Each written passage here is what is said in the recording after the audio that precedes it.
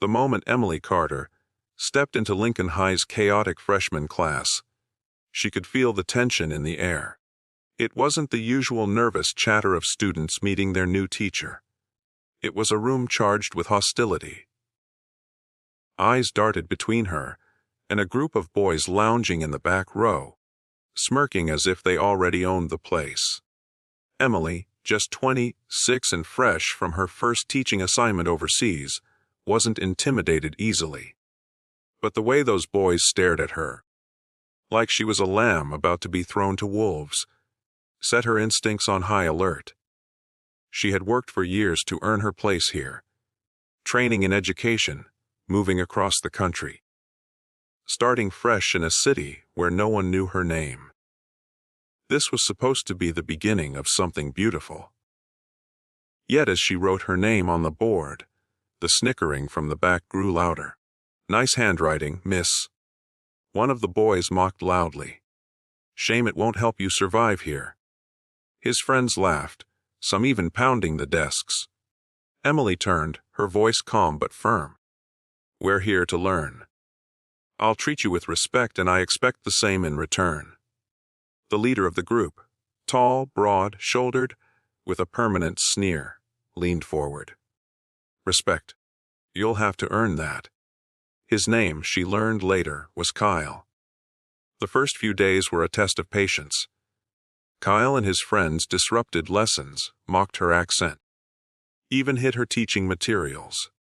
Every time she tried to correct them, they pushed back harder. She could feel the other students watching, silently judging whether she could handle them. Some looked sympathetic, others looked like they'd already written her off as another teacher destined to quit. But Emily wasn't just a teacher. She had a past no one in that classroom knew about. A decade of disciplined martial arts training, specifically Judo, learned to defend herself after being bullied as a shy teenager. She had promised herself she would never need to use it in a classroom. But life has a way of testing promises. On Friday, things reached a breaking point. Emily had just finished explaining a group project when Kyle sauntered to the front of the room, uninvited. "You think you can come in here, Miss Newbie, and act like you're in charge," he said, loud enough for everyone to hear. "Sit down, Kyle," she said evenly. He didn't. Instead, he moved closer, so close she could smell the cheap cologne. The room was silent, except for the faint hum of the overhead lights. Then, with a sudden and aggressive motion, he grabbed at her shirt collar and yanked hard, tearing the fabric near her shoulder. Gasps erupted from the students. For a split second, Emily froze, not out of fear, but out of disbelief that he had crossed that line in front of an entire class. Kyle smirked, clearly expecting her to back away or call for help. Instead, her training kicked in. In one fluid motion, she shifted her stance, grabbed his wrist, and used his own momentum to send him tumbling over her hip and onto the floor with a loud thud. His friends stared, mouths open, as Kyle lay there stunned, blinking up at the ceiling. Emily stood tall, her voice steady. "In this classroom, no one lays a hand on anyone. Not me, not your classmates, not anyone. Is that clear?" Kyle scrambled to his feet, red-faced. He opened his mouth to speak but quickly closed it again when he saw the unwavering look in her eyes. Without another word, he slumped back to his seat. The rest of the class sat straighter, their earlier smirks replaced with a newfound respect, or at least awareness, that this teacher was not to be underestimated. The principal called Emily into his office after hearing about the incident.